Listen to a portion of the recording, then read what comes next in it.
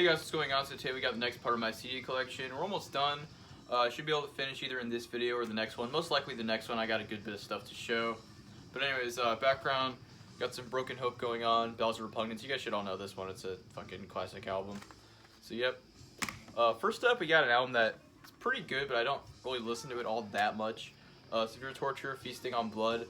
It's a really solid album. It's a little more on the generic side. These guys are a brutal death metal band from the Netherlands, I want to say. They don't sound like Disavowed or Pyemia, though. There's traces of it there. Really, like, the best way I could describe Severe Torture is, like, they're like Cannibal Corpse Worship, like, I think, like, the Bleeding era, but, you know, with more brutal death metal sort of sounds. The vocals are lower, the guitars are more scooped, the blasts are faster and everything.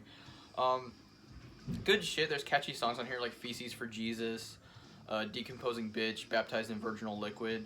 I don't know, it's just not something it's something I'm not really in the mood to listen to all that much over most other brutal death metal albums I own in general. But it's still a very good album. It's solid. There's nothing really wrong with it. It's just not the most unique thing ever. Their album after this is pretty good too. Misanthropic Carnage. I need to get that one as well. They're pretty cheap, easy albums to find. Like, I got this one for like $5 years ago. But yeah, I really like the album cover on this one though. Really cool shit. I love, you know, gory, character-based album covers. There's the back picture of the band. There's a bunch of bonus tracks on here, which I don't like. They're not like bad songs, I just don't like bonus tracks. But there's the disc. I think this was put out through Willowtip. I don't remember if there's anything that interesting in the booklet. I think there's just like band photos. Yeah. But yeah, like I said, it's a solid album. I think I've reviewed it on here before.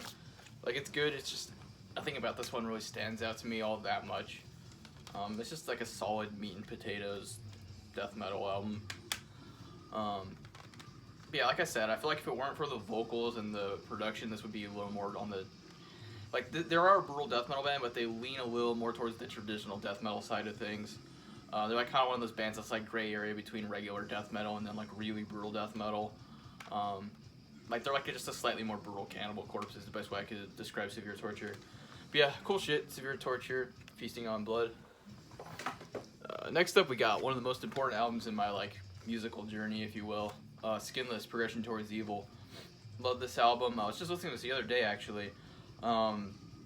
This is actually the very first like real brutal death metal album I ever heard. I mean, I heard like Dying Fetus and Suffocation and like Cryptopsy before this, but like this was the first like weird, perverted, super guttural shit I ever heard. I think I was like 14 and I heard Tampon Lollipops and it weirded me the fuck out, but got me hooked though because it's just so catchy. But yeah, this album is just a really good album to listen to if you're just getting into brutal death metal, honestly. Like, the songs are super catchy and pretty simplistic. They're a groovy style band, but no one really sounds like Skinless, honestly. Like, they're groovy, but they're not necessarily slammy, but they're not like a band like Dying Fetus or Soils of Fate either, where it's like really hip-hoppy sort of groove. They're just a really chuggy sort of band. Vocals are pretty low, but not like the most guttural ever. This is the only thing I really love from Skinless. I think their demo's pretty good. The albums after this, especially Trample the Weak, Hurl the Dead, and what's it called? Foreshadowing Our Demise. Those are pretty good albums, but I don't care enough to like buy them, at least right now. Like, if I saw them at like a record store for like dirt cheap, I'd pick them up, but not really a priority of mine. But anyways, this copy is in horrible condition. This is a United Guttural press. I think this came out in like 1999 or 98. I remember I got this on Discogs for like $30 and it said it was in good condition, so I was kind of a dumbass for buying it. Because I could have gotten a copy in decent condition for probably just as much, but anyways, there's the album cover. Love this album cover. I have a long sleeve of this album. There's the back. You know, funny song titles like Tampon Lollipops, Scum Cookie, Crispy Kids. Lyrics on here, you know, that really like dark humor, really edgy shit, really fun. There's like samples before every song on here, and I love all the samples on this album. They're so funny. Kind of, you know, like that perverted sense of humor, similar to like Lividity, but these guys aren't quite as horny. Out of context, that sounds really funny.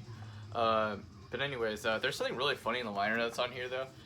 It says, send any kind of porn or fan mail with a stamp to the following address and be automatically inducted into the Skinless fan club. And, you know, then there's just like they just explain what you get with the fan club. I think that's really funny. I wonder if anyone's actually gone through with sending porn to Skinless, hoping they join the fan club.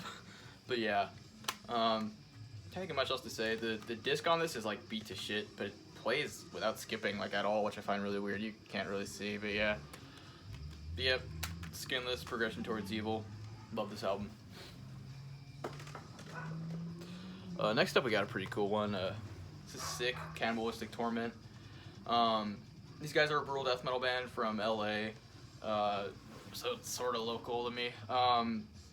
These guys are kind of known as like a devourment worship band, and they are, I always thought in this release they are to a certain extent, but they do it very well. It's not like just a generic, oh, these guys want to be devourment. Like, they take a lot of elements from devourment, as well as a lot of other bands. Like, I hear some Dehumanized on here as well. But they add a shit ton of more energy into it, and there's just a lot of passion on this release. It is devourment worship, but it's not generic. I don't know how to explain it. Yeah, if you like devourment and you want more shit that sounds like Molesting with Decapitated, this is one of the best things you could listen to.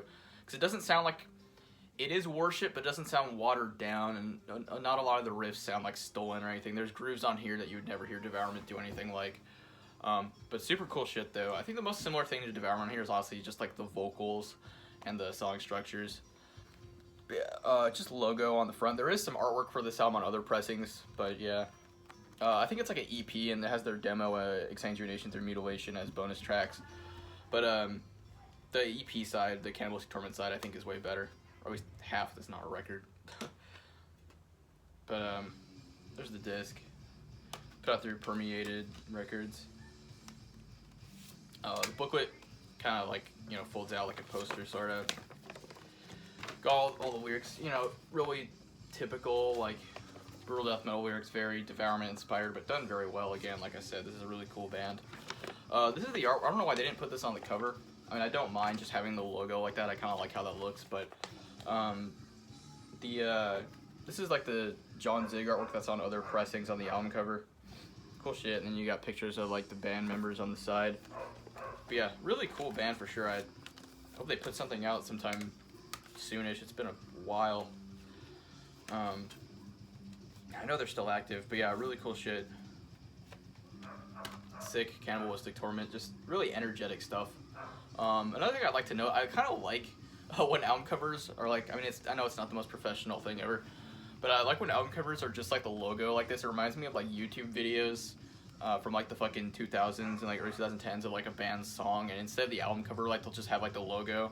Like it'll be like, I don't know, like Cranium, Midget Fucker, and instead of the album cover, it's like just the logo, and the videos in like fucking, I don't know, like 360p or something.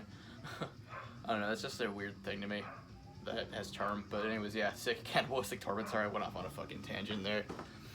Next up, we have a very different album from that. This is a nostalgic metal album, another one of the more like important albums in my like evolution of my taste in metal. Slayer, Rain and Blood. This is like the album that like got me into extreme metal, because before I got into Slayer, I liked, you know, like Metallica and Pantera and like Lamb of God and shit, but I was mainly into like hardcore punk at the time. But then when I heard this album, it like fucking, I don't want to say it eradicated my interest in punk, but it really made metal like my main thing. And then I got into like old school death metal and the more like heavier thrash bands as well, and like black metal and everything after I heard this.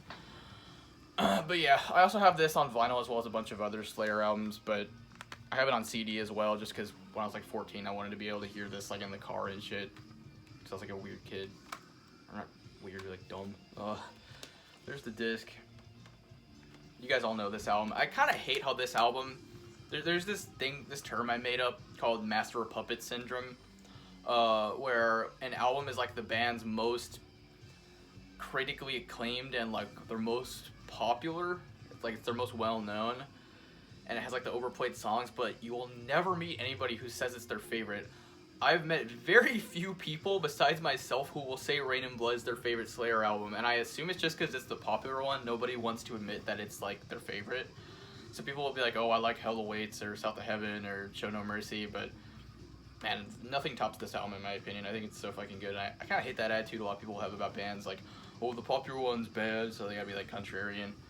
I mean, that's not to say that like everybody's favorite album is secretly Rain and Blood, but I don't know. I think this album deserves more fair praise from people yeah, because people will just like skip over this album just because Raining Blood and Angel of Death are overplayed. I mean, they're still great songs.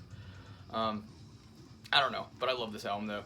And this album kind of started my affinity for like short albums too, because you know this is like just under like half an hour, and a lot of my favorite albums are around that same length. So yeah, Slayer, Rain and Blood. I don't need to talk about this one that much really. Next up, another really basic album, nostalgic shit. I showed this in, I'm pretty sure, my last collection update. Smashing Pumpkins, Siamese Dream, classic alternative rock album. You know, mixture of a lot of things, really shoegazy, nice wall of sound. Love the production on here. Bit of a childhood album for me. My favorite song on here is probably either Hummer or Mayonnaise, but today, as overplayed as it is, it's a great song. Rocket, Geek USA, Sweet Sweet, Luna, just great fucking songs on here. I'm sure everybody's at least heard Today or Disarm. But yeah, don't really need to say much about this one.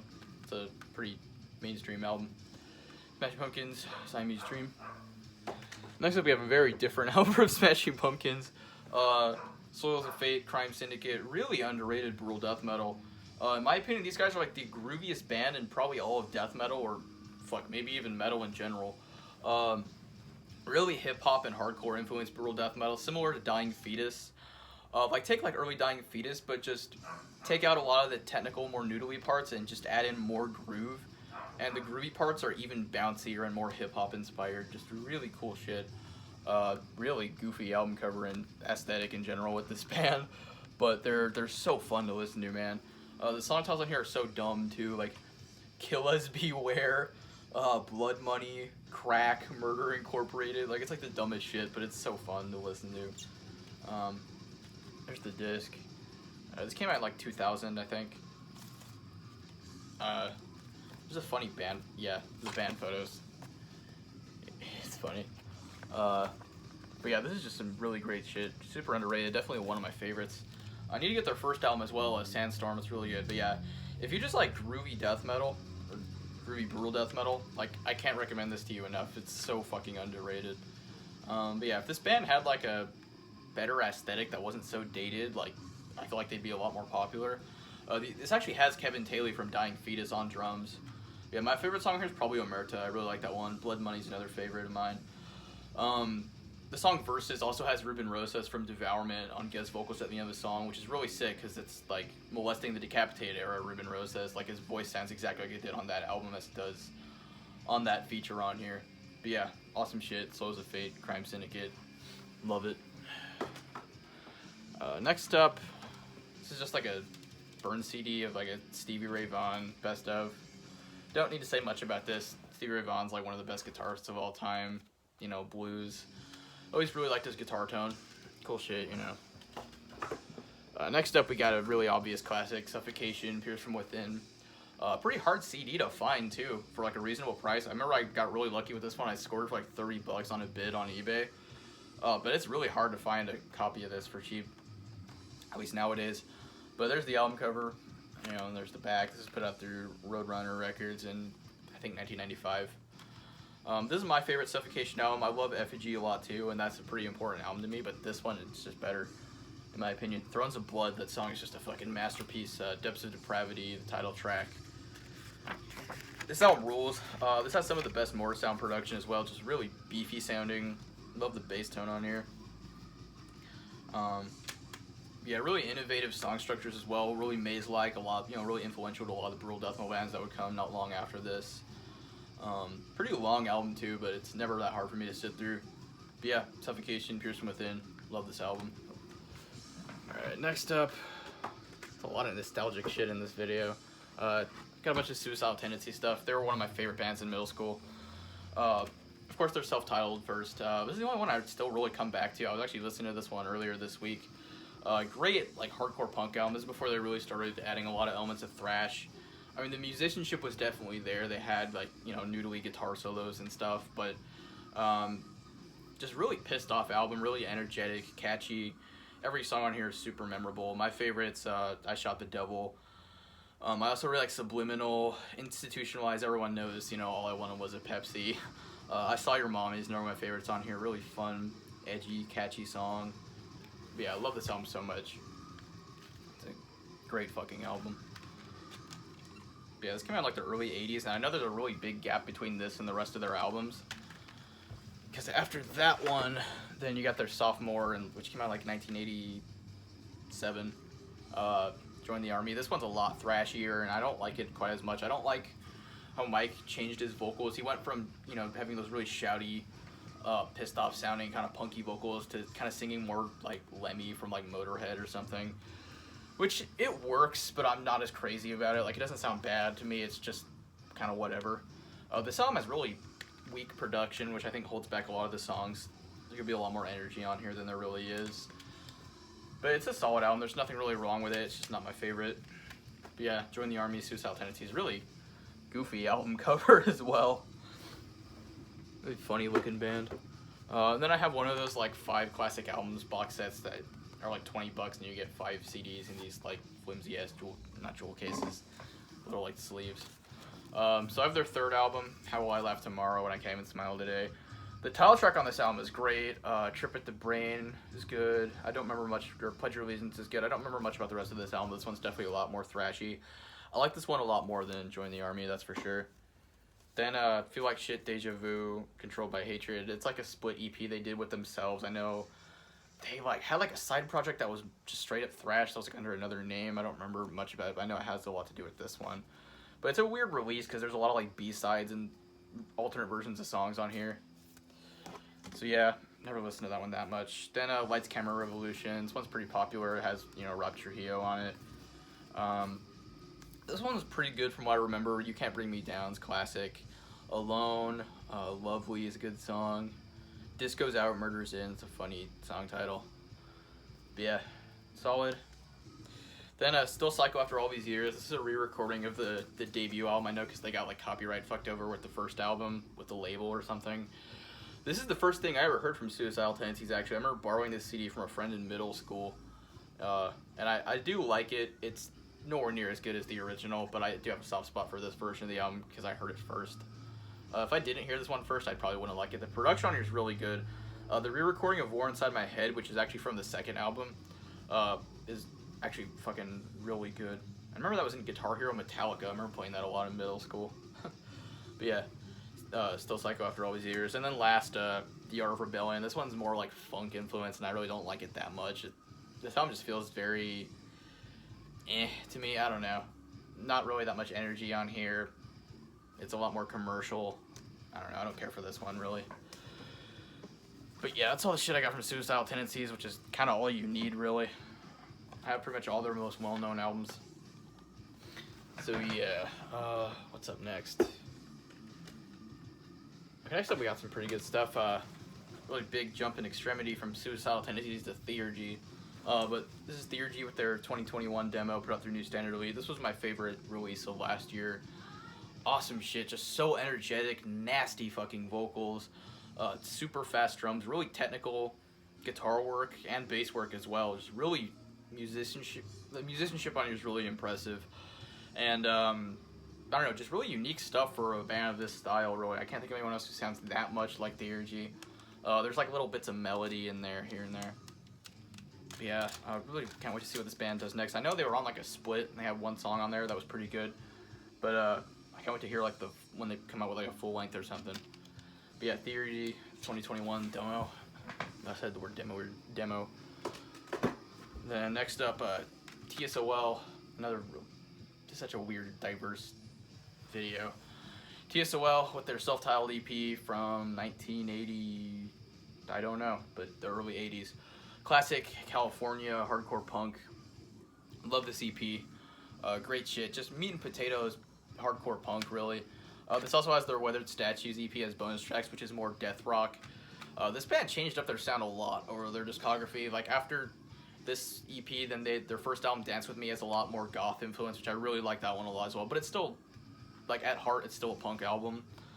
Then after that, they had like a new wave album, which I didn't really care for, and then like they had like a hair metal album or like a glam metal album or something, which I've never listened to but I've heard about. Yeah, really funny. This was a reissue put out through Nitro Records. But yeah, classic shit. Love this EP. I think I'm gonna have to finish off this in the next video, honestly, because I'm almost done, but like I have too many too many CDs left to fit into one video. But yeah, that's it for this video though. I hope you guys enjoyed. Don't forget to like, comment, and subscribe, and I'll see you guys next time. Bye.